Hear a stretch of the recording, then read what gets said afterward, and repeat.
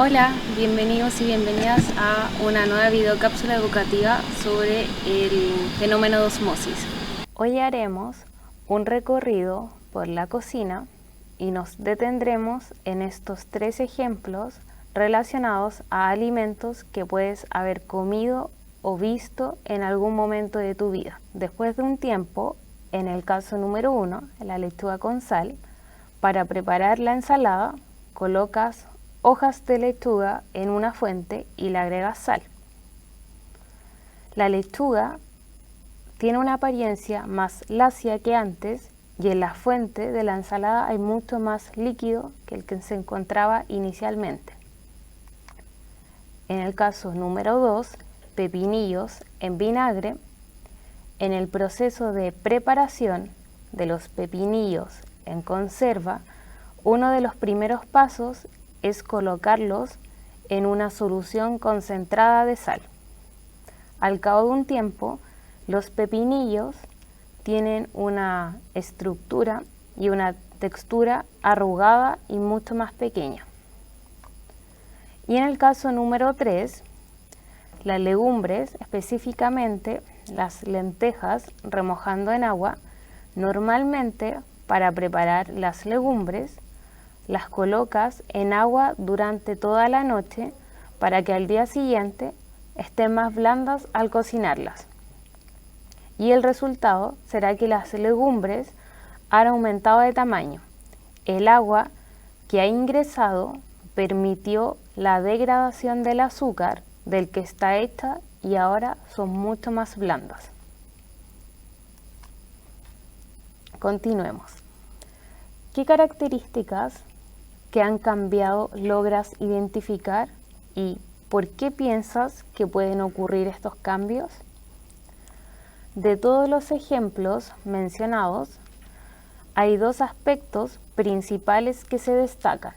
En primer lugar, se observa que hay un movimiento de agua desde el interior de los alimentos hacia el exterior, como en los ejemplos de la lechuga y los pepinillos, o también puede ser al revés, desde el exterior al interior en el caso de las legumbres. Otro motivo corresponde a las causas del movimiento del agua. Este movimiento de agua parece estar relacionado a distintas concentraciones de soluto dentro del alimento y también fuera del alimento. ¿Cómo explicas o cómo logras imaginar que ocurre este fenómeno? Para lograr explicar lo que ocurre en estas situaciones, debemos ahondar en un proceso denominado osmosis. Pero primero es necesario que observemos lo que sucede a nivel celular. En primer lugar, vamos a mencionar la estructura y las funciones de la membrana. La membrana celular es una bicapa de lípidos que constituye un límite entre el entorno externo y el interno de la célula. El colesterol y diversas proteínas que se encuentran insertas en la bicapa lipídica y ubicadas en una de sus superficies llevan a cabo la mayoría de las funciones de la membrana. Debido a estas características, en su conformación, denominado mosaico fluido, las membranas tienen una propiedad de permeabilidad selectiva. En otras palabras, solo ciertas moléculas atraviesan, permean o difunden hacia el interior o el exterior de la célula a través de la membrana. Otras moléculas lo podrán hacer solo mediante otros mecanismos. Por ejemplo, algunas de las proteínas que están en la membrana cumplen dichas funciones. Hay ejemplos de moléculas que sí se pueden permear. Las membranas son el oxígeno, el dióxido de carbono, el agua y otras moléculas que sean solubles en lípidos. Las moléculas que difunden a través de la membrana lo hacen libremente sin depender de nada. Todas pueden difundir del interior al exterior o del exterior al interior. Los gradientes de concentración permiten el movimiento direccional de las sustancias. Por lo tanto, vamos a revisar un concepto denominado gradiente de concentración, específicamente el movimiento del agua. Hagamos una mirada rápida por lo que veremos hoy. La osmosis es la difusión del agua por medio de una membrana semipermeable entre dos medios, como el interno de la célula y el exterior de la célula. Uno de los conceptos fundamentales corresponde a gradiente de concentración. Gradiente de concentración depende de la cantidad total de moléculas e iones disueltos en una solución. En este caso puede ser al interior o al exterior de la célula. El gradiente de concentración es una diferencia de concentración entre dos regiones que genera que se muevan moléculas de una a la otra, hasta lograr lo que se denomina equilibrio dinámico. Es importante destacar que no todas las moléculas difunden por la bicapa, por lo que solamente refiere al movimiento del agua. Gradiente de concentración. La concentración depende de la cantidad total de moléculas e iones disueltos en una solución. En este caso puede ser al interior o al exterior de la célula. El gradiente de concentración es una diferencia de concentración entre dos regiones que genera que se muevan moléculas de una a la otra, hasta lograr lo que se denomina equilibrio dinámico. Es importante destacar que no todas las moléculas difunden por la bicapa, por lo que refiere solo al movimiento del agua. La difusión y el transporte de membrana. Este transporte puede ser a favor o en contra de los gradientes de concentración para mantener dichas concentraciones de agua, usando distintos mecanismos pasivos, los cuales ocurren sin gasto de energía a través de la membrana, como se mencionó anteriormente. Y también los que ocurren con gasto de energía a través de proteínas de transporte. El transporte de agua se nombró como osmosis. La tonicidad. La tonicidad se refiere a las concentraciones relativas de soluto en dos líquidos que son separados por la membrana semipermeable. Cuando las concentraciones de solutos son distintas, el agua atraviesa la membrana desde la solución de menor concentración al de mayor concentración, hasta que se produce el equilibrio dinámico. El líquido o medio con menor concentración de soluto se llama hipotónico. El líquido o medio con concentración más alta de soluto se llama hipertónico, y cuando los dos líquidos o medios tienen la misma concentración de solutos se denomina isotónico.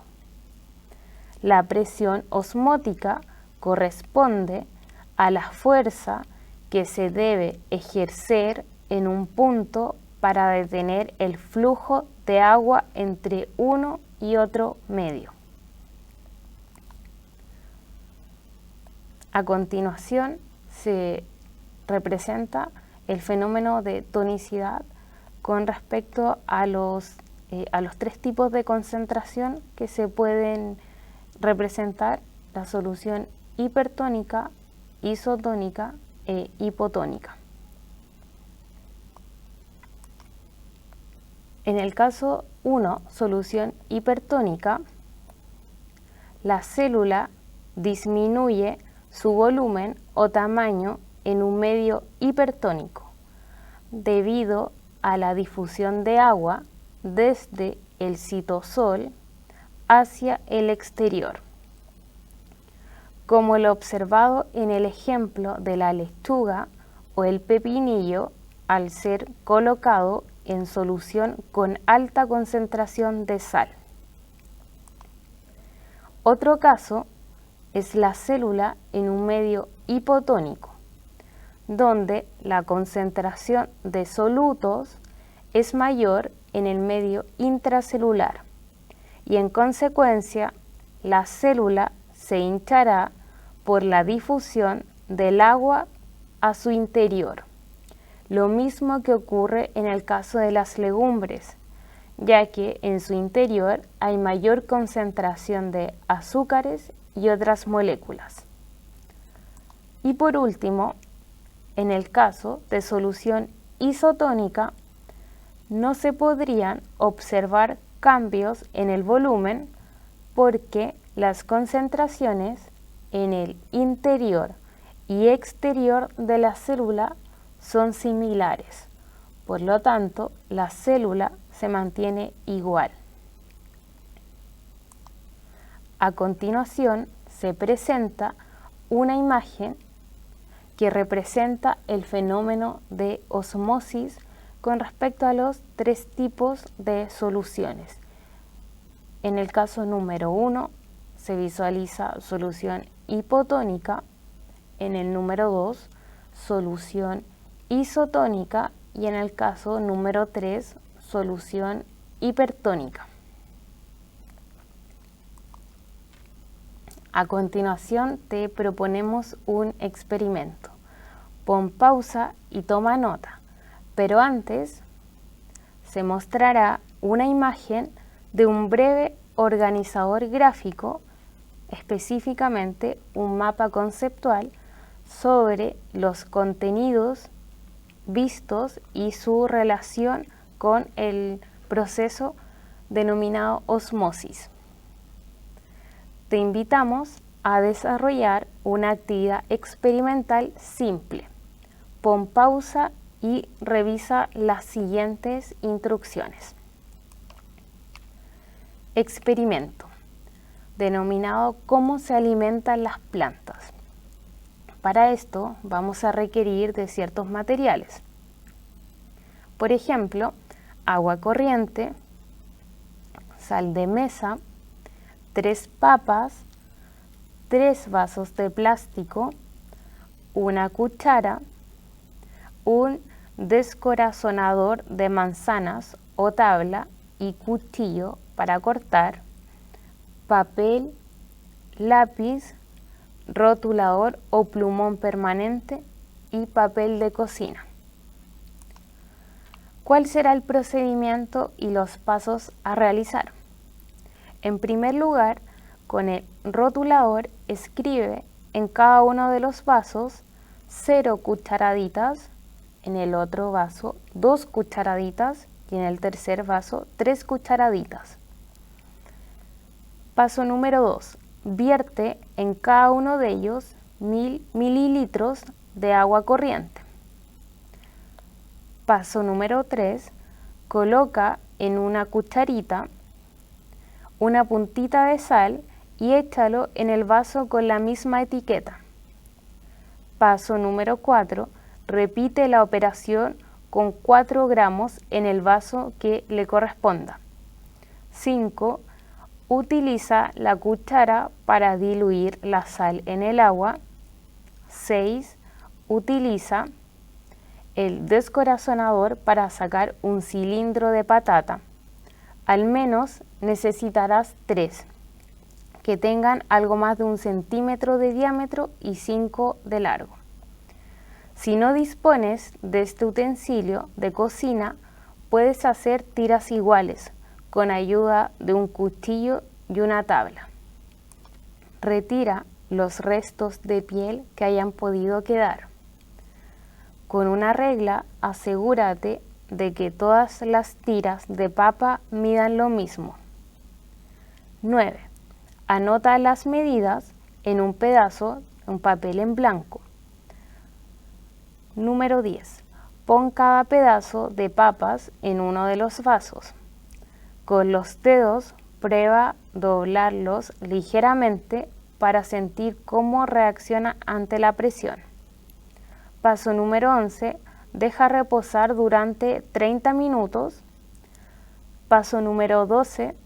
Al finalizar el experimento, compara los cambios observados y registrados según las diferencias de tamaño. ¿Qué visualizarás y cuáles serán los posibles resultados? En el primer momento, todas las tiras de papas tenían que tener la misma longitud. Sin embargo, tras colocarlas en agua con diferentes concentraciones de sal, las medidas habrán cambiado. El trozo de papa que estaba en agua sin sal ahora será más grande, mientras que las otras dos se habrán encogido. Esto es debido a el fenómeno de osmosis. Las paredes de la papa actúan como membranas semipermeables, es decir, como las que tienen las plantas en sus raíces. En el vaso, con el rótulo 0 gramos, el líquido tiene menos sal que el que hay en las células de la papa. Para equilibrar la concentración, el agua se mueve hacia el tubérculo, entrando y empujando las paredes celulares, lo que provoca que sean más grandes. Lo contrario va a ocurrir en los vasos que tienen sal. Si la concentración de sal en tu vaso es mayor que la que tiene la papa en su interior, el líquido que retiene la papa sale para tratar de equilibrar la concentración. Esto provoca que las tiras se hagan más pequeñas y que también se vuelvan menos rígidas. Y por último, en el caso de que la papa no haya variado, esto ocurre ya que en este punto la concentración de sal que había en el agua y la que tenía la papa en su interior son las mismas. Al haber equilibrado dinámicamente, no hay cambios en la longitud de la papa. Como reflexión final, ¿qué nuevas ideas aprendiste? ¿Qué diferencias identificas con lo que pensabas antes y luego de visualizar esta videocápsula? Antes de terminar, te invitamos a continuar aprendiendo sobre la osmosis y su relación con el funcionamiento del riñón y la diálisis. ¿Cuál o cuáles funciones del riñón busca reemplazar la diálisis? ¿De qué manera se realizará este proceso? Bueno, eso fue la finalización de la videocápsula del proceso de osmosis. Les habla Natalia González Manríquez, exalumna de la carrera de Pedagogía en Química y Biología de la Facultad de Química y Biología. Nos vemos en la próxima cápsula.